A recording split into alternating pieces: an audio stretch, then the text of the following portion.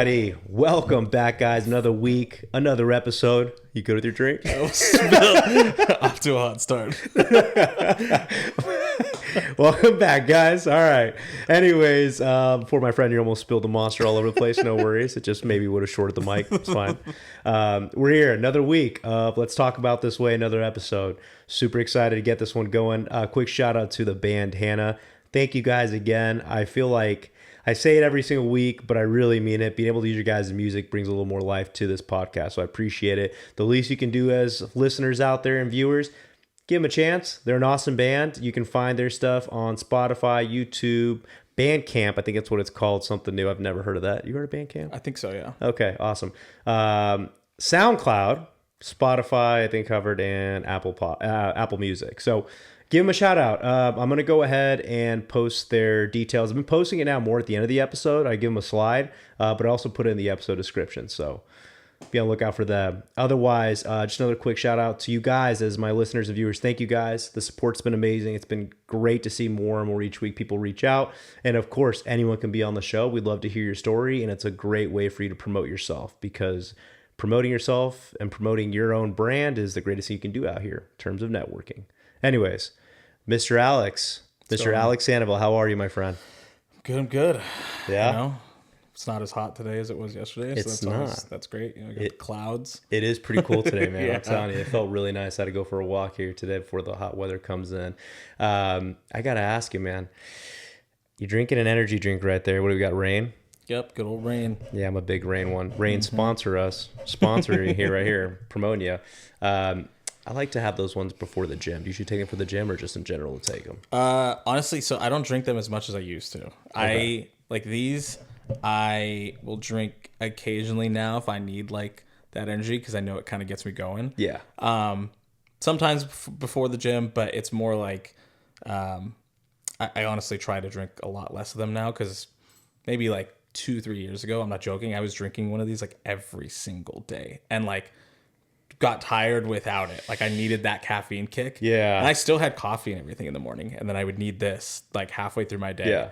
And so I like cut it out completely, because I knew like obviously energy drinks are not great for you. No, they're horrible. And so, they're absolutely horrific. Especially when I need a 300 milligram like energy drink to get through the day. I was like, I gotta chill. So I like cut it out completely, and it was the worst like 2 days of my entire life, because I had headaches, bro. Yeah. I felt so exhausted for 2 days straight. Like it was bad, but I drink them every now and then. They help when I need it. But yeah, I don't know. I love it. This is my favorite flavor too, like the white gummy bear. That's the one I usually go with too. I love that stuff. You know, it's funny, my wife, so I've been on this kick of the Monster sugar-free ones, but the original flavor, they just came out those not too long ago, right? Like before you had like the white cans. I'm sure you guys have seen too, like the white cans, the pink cans, purple ones, all the sugar-free. Yeah. I only do the sugar-free, right? Yeah, for sure. I can't do the sugar stuff, but knowing that's still bad for you. Yeah. You just cut one more thing out. Yeah. But you're really still make yourself feel a little bit better about it. Exactly. So my wife, you know, she sends me this like article, I swear to God, a couple days ago. And it's like, this 28-year-old passed away from too many of these energy drinks. And I'm like, okay, I already have fear struck in my heart. I get it, you're trying to push me off this more, but yeah, I have a bad habit with those. So I've been trying to kick it a bit too. Yeah. But you're right. It does build a bit of a tolerance. And then I'm just like, sure. Oh shit. I mean, just like anything, of course, you know. That's true. Yeah. But anyways, aside from the energy drink, aside from the weather, Alex, I'm happy to have you on the show, man. I know we've been talking about this for a bit. But, you know, as we dive into this, how about we go into, I think you're a fellow native Arizonan, right? Yes, sir. Yeah. All right. Born and raised, lived in Chandler pretty much forever.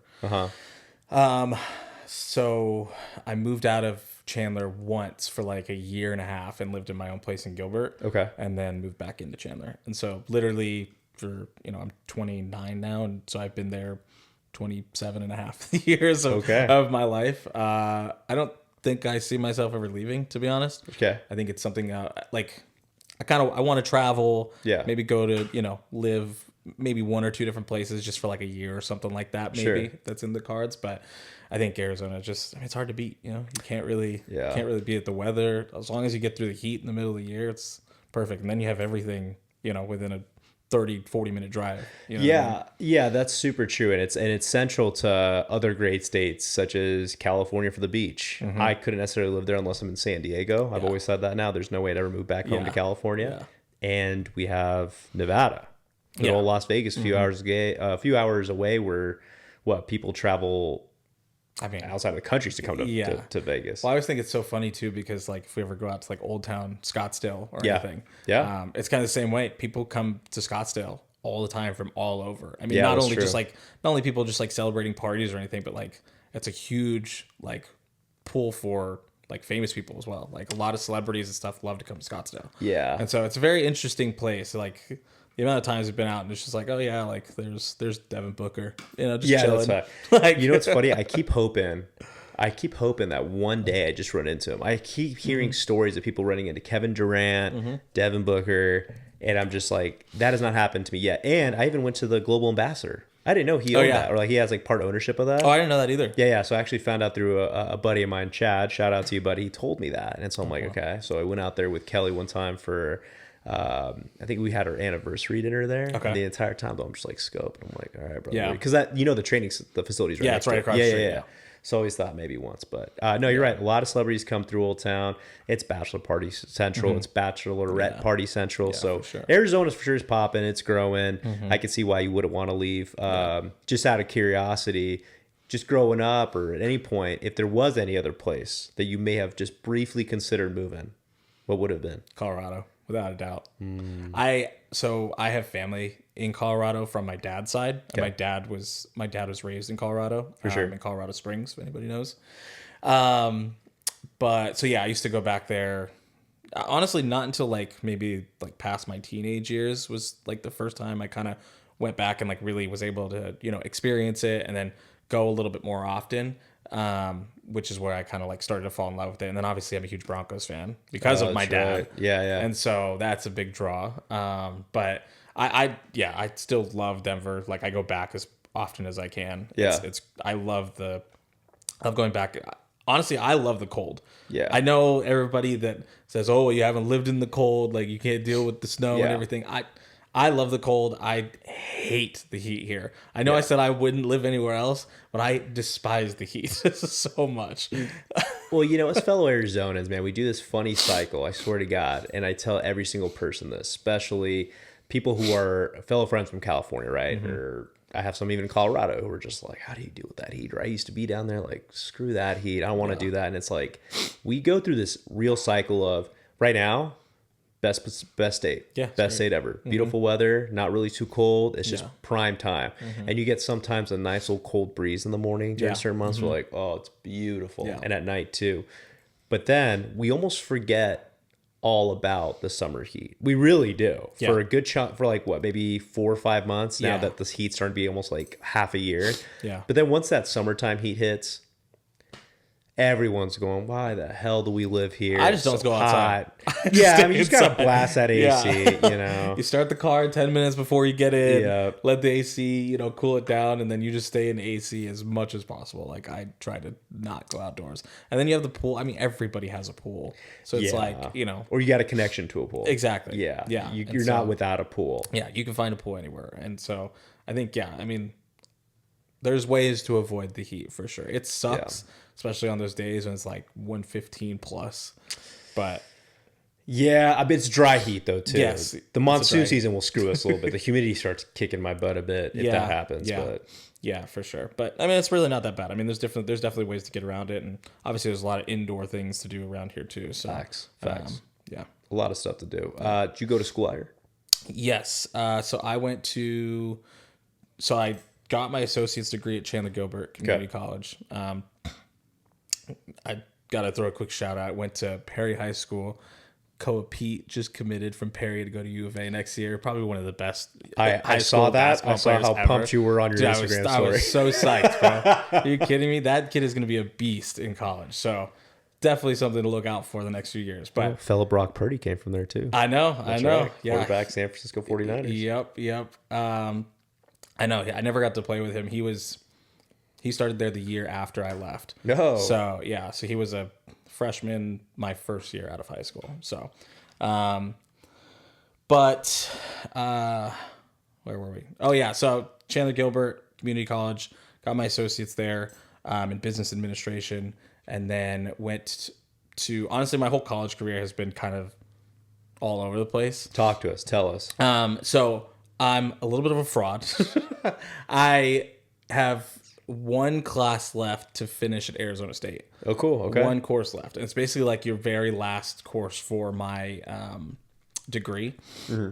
But the thing was, I walked because I was like, hey, like, I only have one or two courses left or whatever. Like, I wanted to walk in December in the fall semester because I didn't want to go in the heat the next semester. And so I walked and everything and like got, did the whole ceremony and everything. Right. But then life kind of got in the way the next semester and it kind of just took my mind completely off of school. Like, and I just didn't go back. But I'm in the process of finishing that last course. So cool. I should have my degree in August. That's what's up. Yeah. Are you going to try and walk again? It's so funny, man. We've talked about it and be like, yeah, let's just walk again. But then that's doing the whole thing that I tried to avoid, is doing it in the summer. And then I'm like, it's just... Is it a penance, though, for walking and not finishing before? I know, right? I know. It's crazy. It's crazy. But yeah, I mean, whatever. I that was life. Life just gets in the way. Man. And it is what it is. And so I knew it was something, obviously, I wanted to, do and finish. Sure. And especially since I've got like literally one class left. You got to do it. And so it's like, it finally... At this point, I felt comfortable enough to kind of like start looking into it again. So yeah. So we're gonna do that and finish that up. And good for you, brother. Yeah. I don't know if I'm gonna do anything with it. I'm gonna be completely honest. What's the degree in? So I mean, it really can be applied to anything. Okay. So it's an interdisciplinary studies degree with concentrations in business and entrepreneurship and innovation. Oh, perfect. Yeah, you apply that bad boy anywhere. Literally. Yeah. So, but it's more like I just wanted to finish it just for me. Sure. And honestly, that's kind of like my whole college career, or I guess the only reason I went to college was because of that. I just wanted to accomplish that for myself. I hated school in high school. Like coming out of high school, I was like, I'm done. That's it. I got my high school diploma. I'm not going to bother. I'm not going to do this or whatever. Just get a job and we'll do whatever. School just wasn't for you. No, I was a horrible student. Okay. Like literally barely graduated high school. Like I'm not joking. I was down like the last day. I was like, am I going to pass? Am I going to pass this last class or not? So yeah, not great. I wasn't horrible, but I was just not, like I was the bare minimum, basically. I did the bare minimum. Do you think it was your attention span to just a certain subject in school, or was it maybe this feeling of just like, I don't really care for this stuff and like I want to apply to something I really want to do? Yeah, I think it was just, I just didn't really care. It wasn't like there were definitely subjects that I liked more than others. Like, sure. Honestly, I loved math for some reason. I don't know why, which is obviously probably a very unpopular opinion. I think everybody hates math. Everybody hates numbers. But for whatever reason, I loved it. I loved like math, and I think I was decent at it. Yeah. But I didn't really care about it all that much. But like when I put in the work, I did well. Yeah. I just didn't put in the work. And so, after high school, a few months went by, I was like, all right, fine. I'll go to community college. I'll do that route. We'll at least get my associate's degree. We'll call it a day. Sure. And, I'll at least do that. That'll help a little bit with, whatever I want to do. And then after community college, I was like, all right, let's just keep going at this point. Actually, at that time, I was working for a company that would pay for school at ASU. Oh, wow. Okay. And so that was also part of it. It was like, okay, well, I already did this. I don't really want to do this, but it's kind of hard to pass up. Like, they're going to pay for it. So, so I ended up doing that. And then honestly, it took me forever. And then now we're where I am now. So okay. Hopefully finishing. Yeah. Okay. Yeah. Well, no, you're gonna finish. You're gonna. Yeah. You're gonna I am. Don't leave on a cliffhanger. There's like no that. hopefully it's gonna happen. It's gonna happen. Yeah. So let me ask you this: because you already walked, and it's almost kind of like that degree set there. How was it for you, like getting jobs, or was it just easy to be like, hey, look, like? Well, so honestly, this is not very very long ago. Okay. So I already had a job. I've kind of worked in the same type of jobs for a while now. So I guess really it's been sales for the most part. I've worked in sales since realistically like 2016-ish. Okay, so you've been in it for a minute now. Yeah. And so various different jobs, but always, for the most part, in sales, except for like maybe a year and a half or so in that time frame. So that was never really a concern for me. Like, to be honest, like looking back on it, I never really went into school with the intention of like, I'm going to use this degree to get a job. So, which is kind of weird because obviously you want to go to school and you want to use that degree to help you get, land some job once you're out of college. But it was more just to like, I wanted to go, like I said, just to kind of do that for myself and show myself that I could do that and complete that. But then also, I mean, it did help me kind of, learn some things along the way when it comes to business and entrepreneurship and that side of it as well. So there were definitely some things that I took away from it, but it was never, I never was at that point where I was like, I need this degree to go and get this job specifically or whatnot. Sure. Obviously, there are some jobs that'll be like, require you or would like that you have that. So it'll be nice to have to be able to apply those jobs and say, hey, like I actually have this. So now it'll, maybe give me a leg up. But for the most part, yeah, like I said, sales is just, sales is not a hard industry to get into. Yeah. But it's also not for everybody. Yeah. Yeah. And so you definitely have to, have the skills and kind of the mindset to do everything that comes with a sales job. And so, but I mean, I love sales and I have, and that's kind of why I stuck with it since 2016 or so. I know I'm kind of rambling, but yeah, so that's no, that's good. That's good. Yeah. Yeah.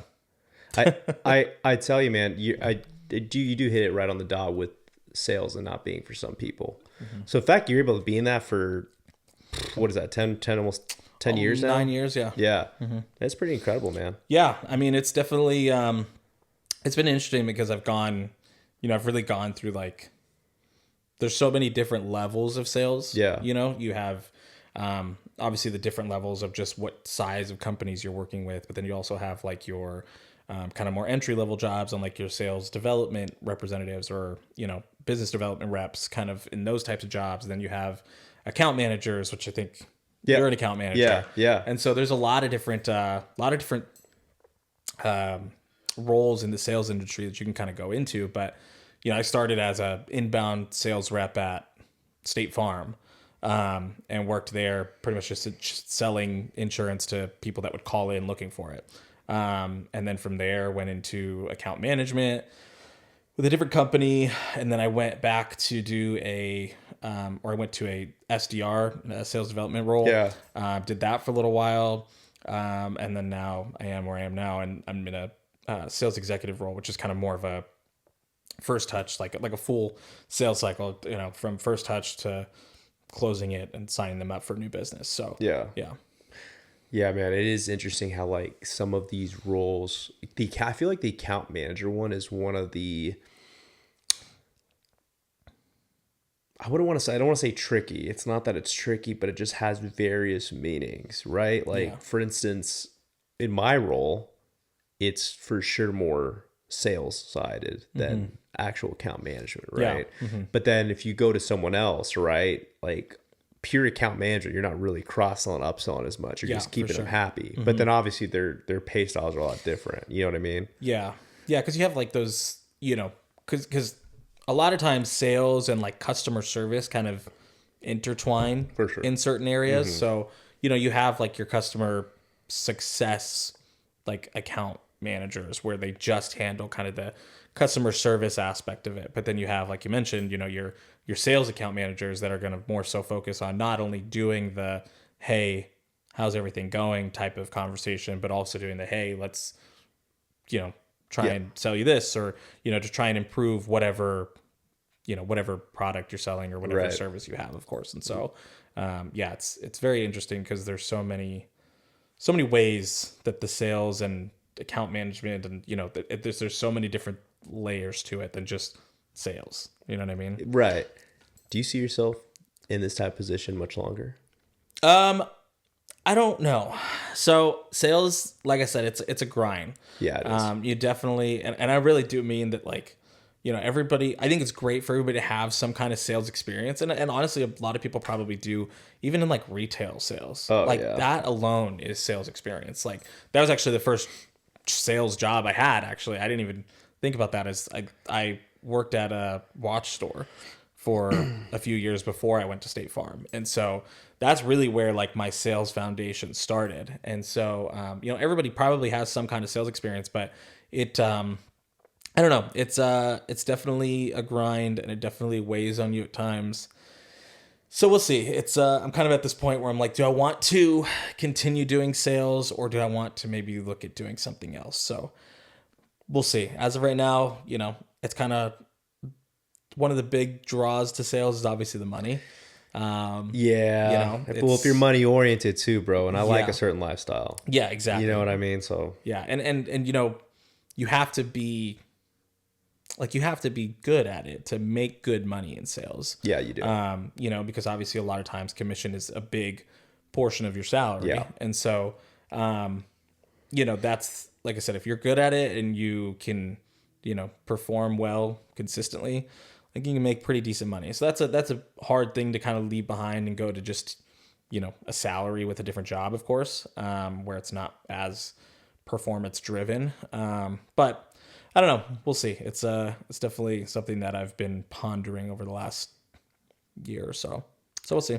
Yeah, I mean, that's kind of the biggest draw is the money for sure. Mm-hmm. But I always tell people, like, I'm not trying to sell the rest of my life. No. You know what I mean? Yeah. Like, because it is a grind. And actually, had shot this episode with my buddy Mikey, who's a firefighter now. And he came from the corp world, like making really good money, and he's like, I'm following my passion. The money was great, but I wasn't happy all the time at the end of the day. So he did a whole different thing. But I was telling him, I honestly don't even know how much of this fire of a grind I'm gonna still have over the years. Yeah. You know what I mean? Yeah. That's what kind of scares me sometimes, is like things are looking great now, and like, as like for us right now, we're set up quarterly, right? So we have a quarterly goal, which it's got its pros and cons, right? Yeah.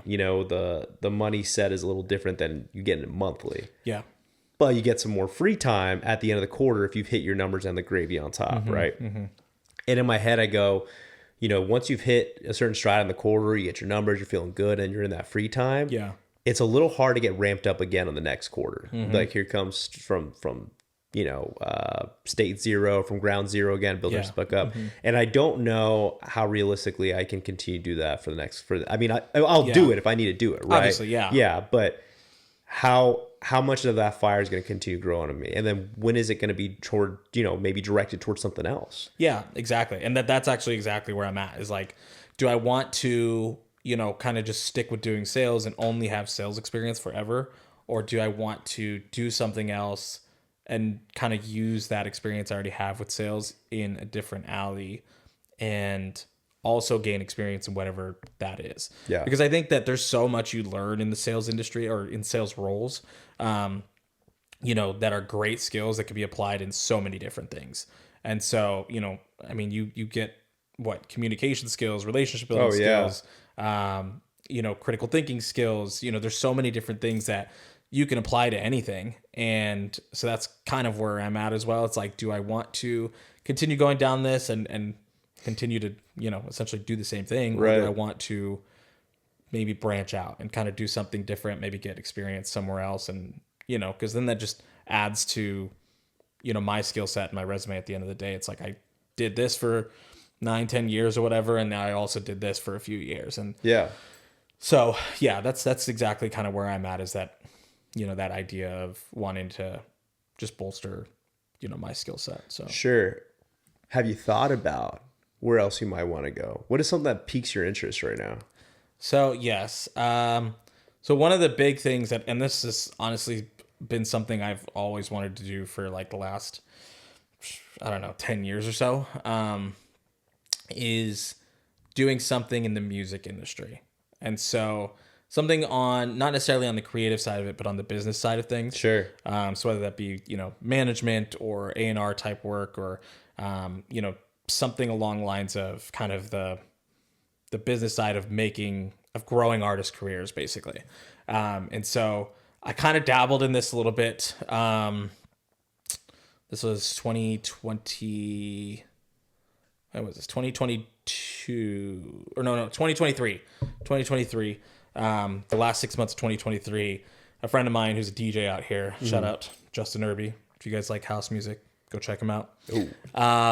but he's honestly, I've known him since high school. And we kind of stopped talking after high school. We just ended up going our separate ways, kind of just weren't in the same area. So we didn't really talk too much. And then once, probably like the last, I don't know, 6-7 years or so, we kind of kept seeing each other out like at the bar and stuff like that, and kind of just reconnected a little bit. And then so he ended up playing like a few shows at like Sunbar in Tempe and whatnot, and we kind of ended up talking a little bit. And it was like, I was like, honestly, like music industry has always been something, or the music business has always been something I wanted to, work in. And so, I was like, well, do you have a manager? Like, is that something that, you have now, or is it something you'd be, interested in having at any time? And at this point, he's still kind of earlier in like his actual, I guess, music career. Like, he's playing at different places. He had residencies at like, he was playing at like Toca Madera all the time, STK, Kala. So a lot of those different places, but he started releasing some of his own music and whatnot. And so I was like, well, if you ever want, like we can sit down and talk about this. Like, I would love to, do this with you and just kind of see how it goes. Yeah. And so, we ended up, coming to terms that like, we thought it would be good experience for me. And then also just to kind of help him out with a lot of different things that he was trying to manage on his end. And so we ended up working together for, like I said, like 6 months towards the end of 2023. And then, he ended up kind of going and looking to find just like a bigger management with more connections, was totally fine. Again, that was kind of just part of this era where, kind of tying back to my whole college pause, so to speak, that life was just happening. And so I was like, I can't really devote all my time to you right now because of what's going on in my life. And you are kind of at this point where I think it would be good for you to get bigger connections that I just didn't have at the time, obviously. And so it was great to get that experience. And now I have like that under my belt. I kind of know how, I learned so much in just that 6 months alone about the dance music industry, the management side of things. I made some of my own connections, of course, through him as well. And so it was definitely a good foundation, and it's something that I can kind of build off of now. And so honestly, it's kind of what I'm looking to do going forward, and also kind of where I'm at this crossroads with sales. It's like, do I want to keep doing this, or do I want to like actually try pursuing this? And so I am looking at a lot of like different like internships and some opportunities for like artist management and whatnot to try and learn more in that industry or in that type of work. And so we'll see. But yeah, I think that's probably, if I'm going to go anywhere, it's definitely going to be an area that I put a strong focus on. So I love all that. I love all that. I really love all that. And I got to tell you, man, your sales background will help in that, because it's all about 100%. Making a relationship and networking. You're talking about all this. Hey guys, I might go join my boy Alex. I think we're going to open up our own agency firm. That's what we're going to do. That's what I want to do now. I love music, man. It's funny too, and I hope to see this in the future. I really do. So for you guys following this journey, I really hope I can crack a smile as we get more people on and we're in a studio setting and we get some kind of private acoustic time with some musicians. I met with a podcasting network that was a really cool experience for me. Shout out to the Phoenix Podcasting Group. You guys are awesome. I met with them about, I think it was last week, maybe a week and a half ago. Really cool people. Some having their own podcasts on like very specific things. And one gentleman was telling me about how he connected with independent faith musicians. So I think more on like, faith, faith musicians, right? God music and stuff like that, which is really cool. Up and coming. I don't know how else to explain God music, We Christian, all know what Christian, there it is, gospel, that type of thing. Exactly. You know what I mean? God music. And now I'm like I don't know why I'm thinking right away of Kanye's, what was that Blue album he did? Oh my God. Is it God is King? Is that the was? Yeah, something like that. Yeah. I think that's what it was called. I was hooked on that shit. I don't know. Kanye's, that's a whole, that's a whole different thing. That's a controversial thing to talk about right now. But anyway, so I'm sitting there and I'm like, that's awesome. And he's reaching out. And I'm thinking, after that conversation, Kelly and I went to the Olive Mill with a couple of good friends, right? And we're eating there, and they always have a live musician. By the way, if you haven't been to the Olive Mill and you're in Arizona, it's in Queen Creek. What an amazing time it is out there. It's beautiful. The food is amazing. Wine's great. Check it out. And there's always a local musician playing. I was sitting there and I thought, how cool would it be for them to network, get their music out there a little bit, aside from some of these gigs that they play at, places like that, right? Or bars. Yeah. What if I could talk to them? Because I'm sure they have a great story if they're trying to start their musician's path, right? And bring them on to a studio setting to play even a song or two. Mm-hmm. Yeah. Yeah. I mean, I think that, one of the biggest things for me is that, like, especially as, me and Justin were working together during that time, it was like collaboration was such a big focus for me during that. I was like, I think that that's so, especially at the local level. Yeah. It's so important because, you get into this mindset of like, I have to do this, I have to do this, of like focusing on yourself and focusing on trying to get in front of all these big names. And, at the end of the day, collaboration just with your local scene is so important because, the more you can kind of lift each other up, Yeah. the more visibility is going to be across the board. And so, and I always like to stand by the idea of like, one of us makes it, we all make it. Yeah. You know what I mean? Oh, absolutely. And so, I've definitely I think collaboration in anything is so important. And I've always been like a big focus of mine I've always been a big supporter of just collabing at any level. Yeah. And so, yeah, I mean, I think it's something like that, even if it's, podcasting and, music, of course, are both entertainment channels. Yeah. And so, even though they're completely different, I mean, there's no reason that they, those two can't kind of intertwine and, collaborate to some extent to just bring in different audiences. You know what I mean? Exactly. I mean, so I'm going to have a Q&A episode coming up soon. And one of the questions I already received was, do you plan to broadcast your podcast a little more, reels, TikToks, all that? And right now for me, it's just purely about the passion of doing this and getting the stories out there. Yeah. I haven't really I've thought a bit about it, but I haven't like put the work in towards that. Yeah.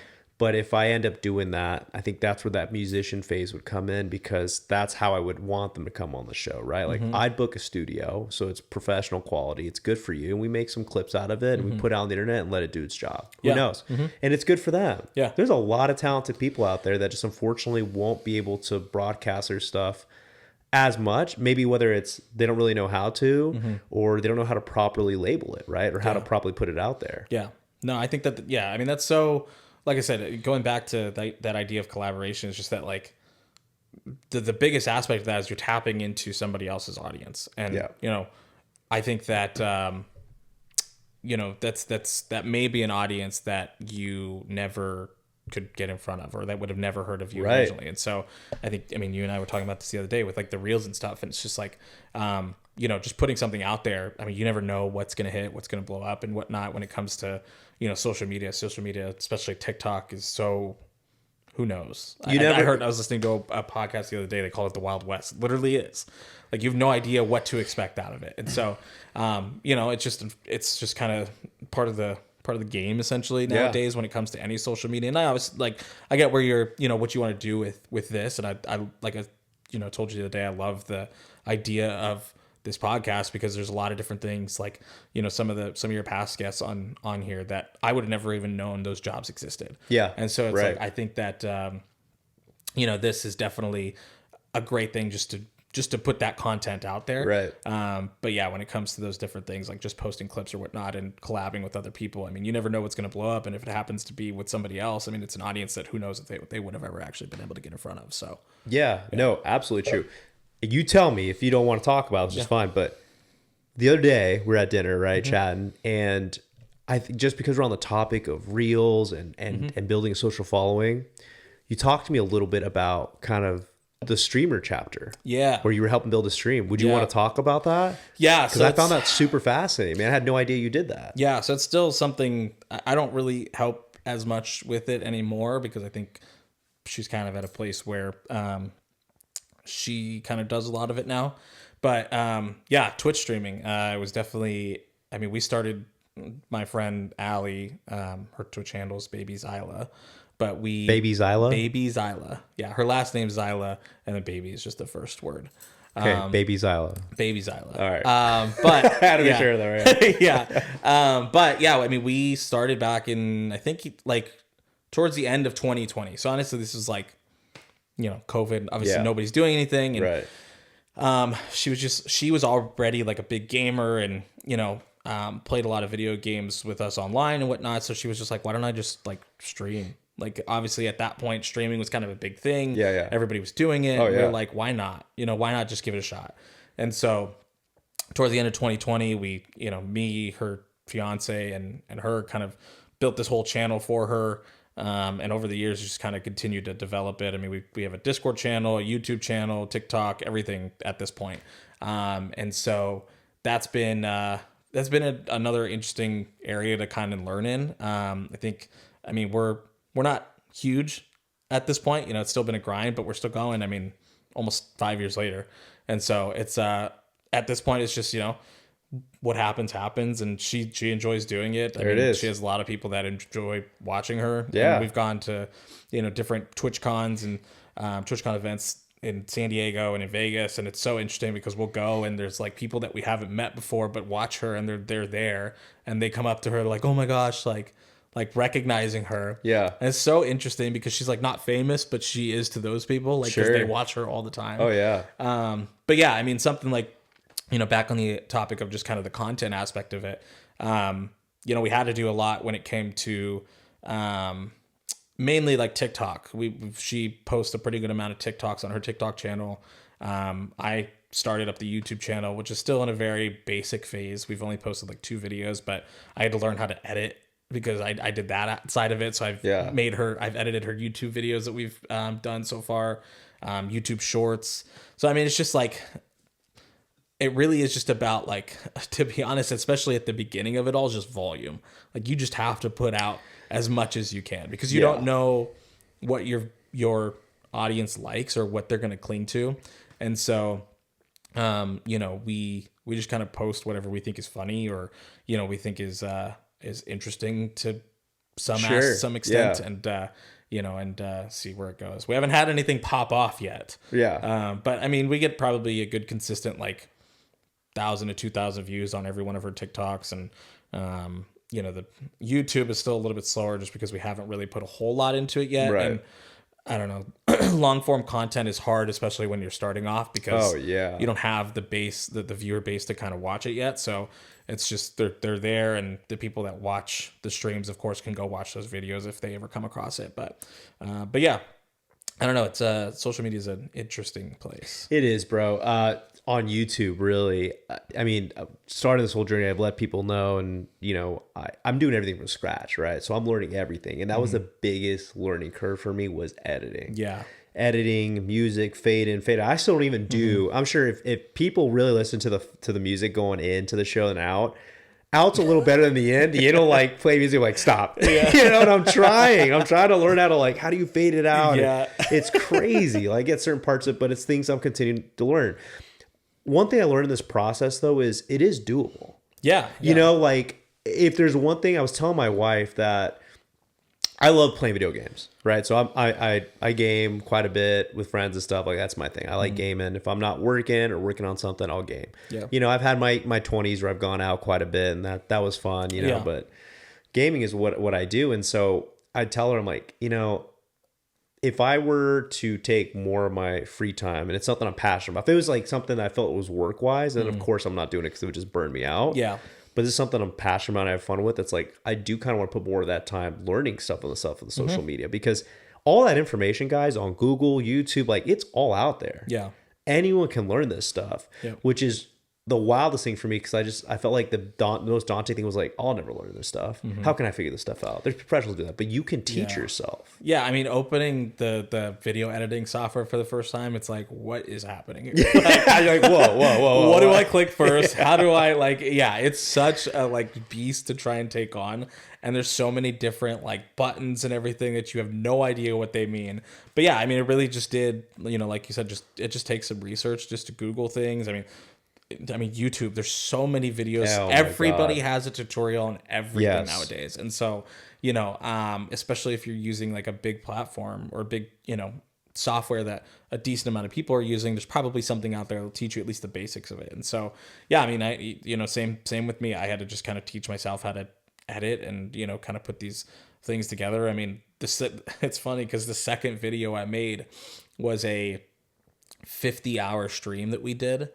And so I had to 50 hours. Yeah, we did a consecutive 50-hour stream for like her streaming anniversary. And so I had to like comb through 50 hours of footage and cut it down. And I think I got it down to like 24 minutes or something like that. But yeah, it took 50, 50? 50. Yeah. Yeah. Yep. What the, like how?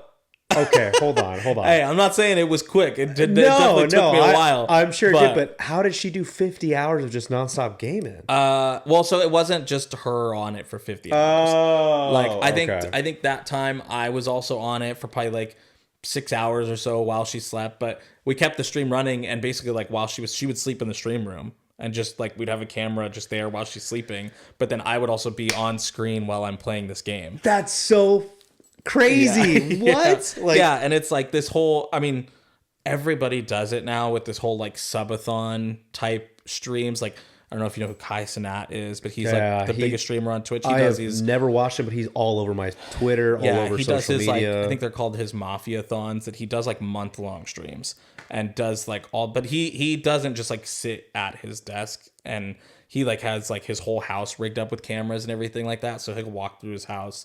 He'll have different celebrities and everything on throughout the month and stuff like that. So everyone's watching his everyday life. Yeah. Wow. Well, I mean, that's all he does for a month, but hey, that's why he's the highest subscribed streamer on Twitch. So I mean, he got in at the right time, and somewhat. So I have a buddy of mine who's a content creator. Yeah. Lions Den TV. There you go, buddy. There you go, Willie. Shouted you out. He's got some cool content, but he was telling me that like that's who was like the biggest one, did it the right way, and just started off. One of the first ones, Kai Cenat. And I'm like, I like to think of those things. I'm like, why didn't I try that before? Why didn't I try that way? Yeah. Like, what was I doing? Playing Gears of War instead of just doing something productive? Even we were late to it. Like when she started, we were, like I said, this was probably the end of 2020. So at that point, COVID was we were pretty far into the kind of the lockdown period. Or actually probably past like the initial lockdown period. And so streaming and everything was big at the time, but we kind of missed that peak, so to speak.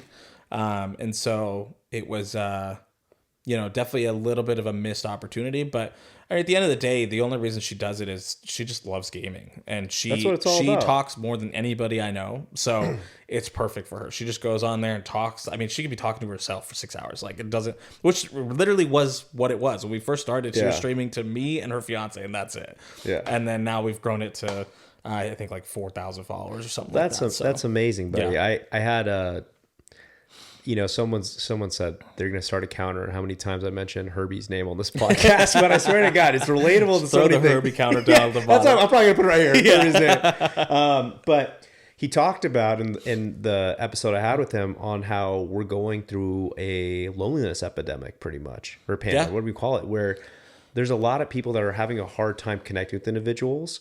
And some of it is to blame on technology. Mm-hmm. But then what are people trying to do in absence of actual connection in person? They're connecting through people on streams and movies and whatnot, but streaming being the biggest one, right? For sure. So it's like that's why all these like stream counts are going up, because I never really understood it. And to be honest, I never understood the game Twitch streaming stuff, because I had buddies who watched who'd watch a lot of like I had a couple buddies who were huge in Smite and Overwatch. Yeah. And I was just like, what are y'all doing? I'm watching the streamer and they're talking about it over in the Xbox party chat. I'm like, dude, what? Like, I'm not going to spend time watching it. And bro, I will never forget. I don't watch her stuff as much anymore, but it just came across my feed because I loved Overwatch and she was super good at it. Mm-hmm.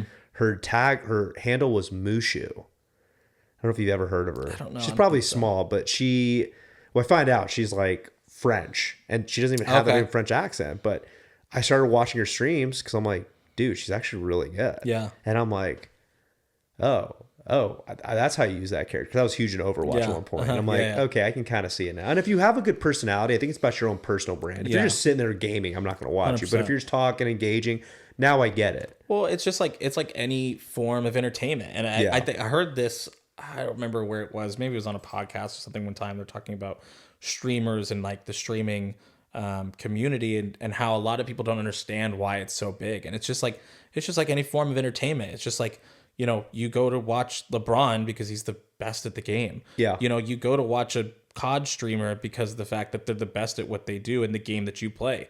So it's the same aspect of, you know, you're either watching somebody because you think they're really good and you enjoy watching somebody that's really good at something. Yeah. Or you watch it for the entertainment value because, you know, maybe that streamer is particularly funny about, you know, they're funny and they have a comedic aspect to their stream or something like that. So it's just like any other form of entertainment that we consume nowadays, whether it's sports or comedy or, you know, I mean, TV shows, whatever it might be. Yeah. It's just a different way of, I mean, you're just watching a person doing it live. And so it's so different. Well, I mean, not necessarily from like the sports aspect, but like TV shows and stuff like that. You know, it's so different than what we've done in the past, especially because somebody's streaming live every single day. Bingo. I think that's what it is. It's a form of entertainment, but it's still brand new to us. So it's still taking a couple of us to like really understand that until you start doing it. And then you realize, okay, now I get it. Yeah. Alex, we're talking more about the stuff and things you've done. You had mentioned a concentration of your degree being in entrepreneurship, right? Mm-hmm.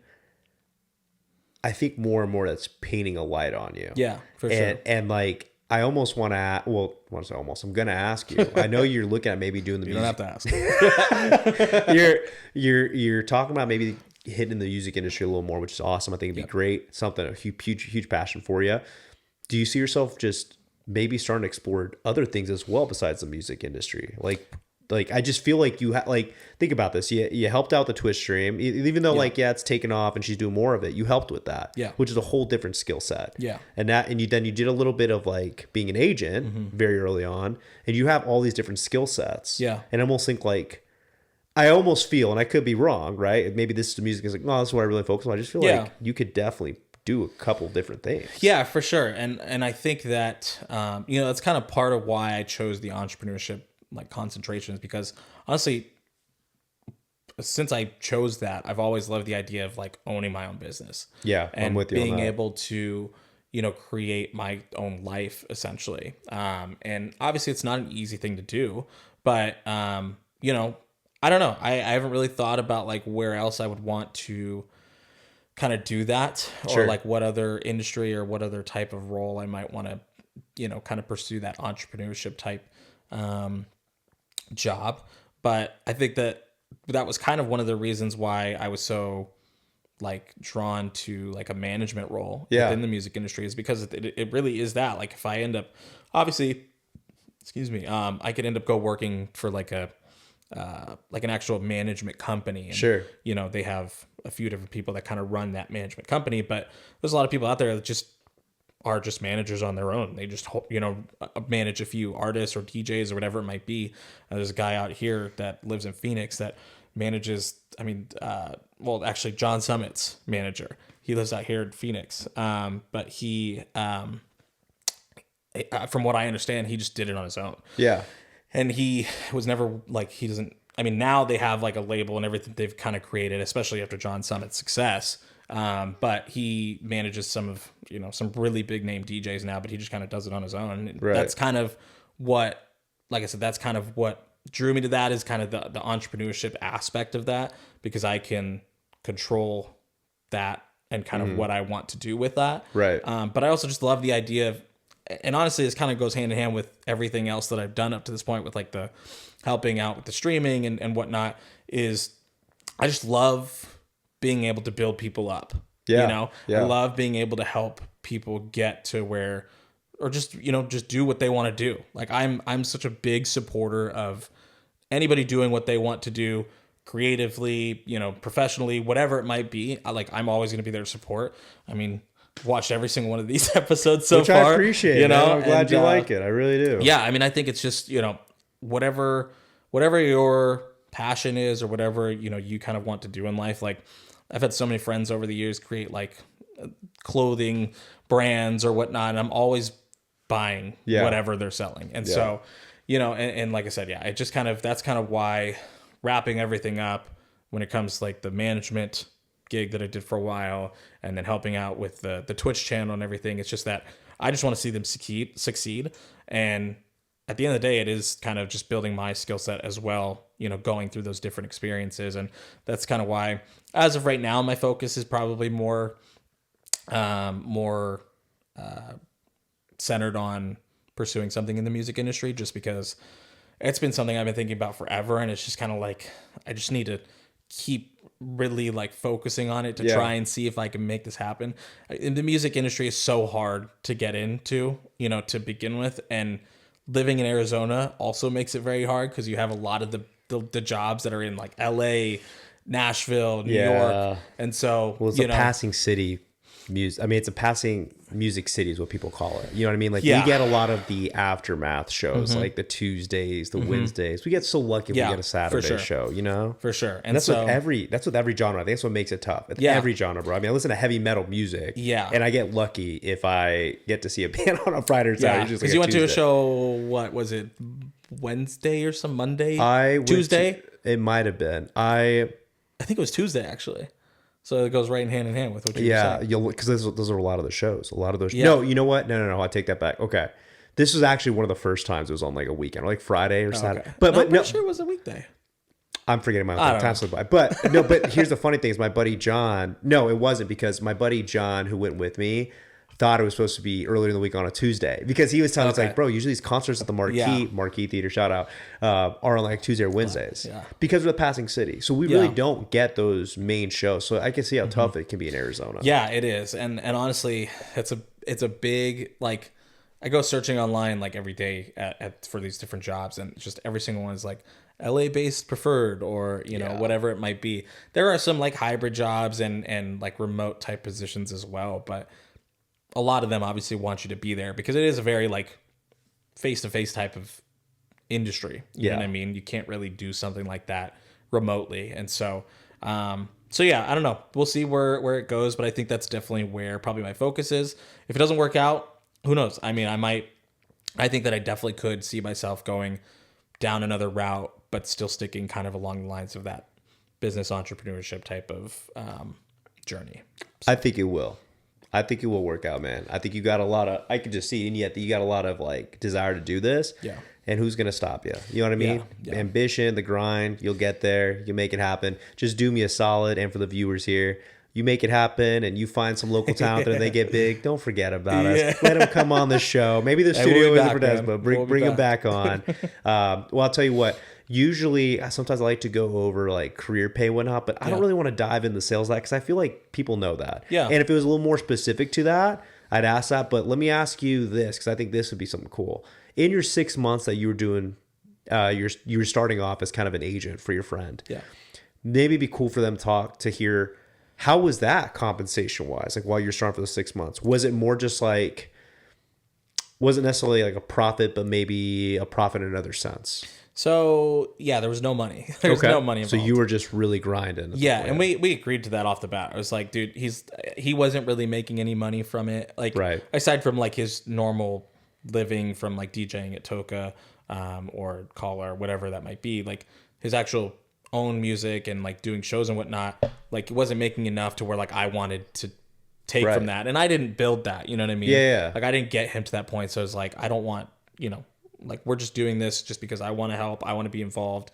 And so there was no money in it. And honestly, I think that goes for a lot of like beginning manager jobs. It's very pro bono. Yeah. You hear, I mean, I follow a bunch of different music podcasts and TikTok channels and whatnot. And a lot of them will talk about how majority of the time these managers or these artists will start with just like their friends, and so a lot of times there is no money involved, and there's not going to be that for a while. And so that was never a concern for me, though. Like you said, profit in other sense, I was able to get that experience. Yeah, absolutely. It helped me kind of lock in, to that for 6 months to really focus on, learning kind of what a manager does, how I can help him in different ways.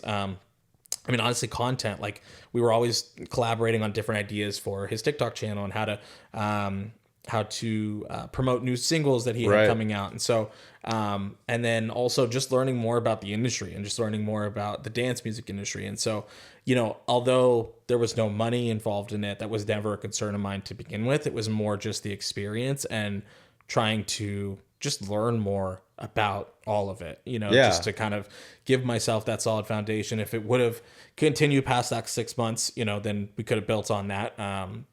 But just to have that foundation to now be able to take with me somewhere else. Yeah, absolutely. And we ended like I said, it was a good, we ended on good terms. Like we still talk, today, like we're still friends. Of course. Yeah, of course. It was just go different directions now. It was just a mutual thing where I knew it was best for him to kind of seek something else. Obviously, I didn't have the connections that he needed at that point. I mean, he was kind of at a pretty... Or the time. You had some things going on. Yeah, and I had some things going on in my own life too, where I was like, I can't give you 100% of what I should right now. And so but it was, I think it was definitely a very good foundational time for me to just learn that and take that from it rather than worrying about money or anything. Experience is so valuable, man. It might as well be money. Yeah.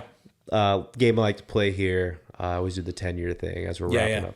And I know you kind of mentioned, well, I hope to be in the music industry, but if you want to picture your music industry, go for it. Yeah. 10 years from now, what do you really hope to see? I know we've kind of been all over the place. No, it's good though. But 10 years from now, honestly, I don't know what it exactly looks like for me. I don't know if it's music. I don't know if it's sales. I don't know what it's going to be. I just want to be comfortable doing what I'm doing. Whatever that is and whatever I'm doing at that time. I just want to be comfortable doing what I'm doing. I want to enjoy what I'm doing on a daily basis. I'm not saying that I don't now, but I want to be like, 10 years from now, it's a pretty long time. And especially, it's, I feel like there's a lot of time for me to kind of figure out things within that time. Yeah. And so I hope that by that point, I'm definitely comfortable doing what I'm doing. And just, like I said, there's another podcast I follow. I'm a huge fan of podcasts. The more I talk about it, I don't think I listen to them that much. That's great. But I listen to quite a bit. Yeah. So another podcast I follow, it's actually a music one, but he talks about how, he kind of does the same thing at the end of his podcast. He always asks these industry professionals, like, what does it mean to you to make it in the music business or whatever?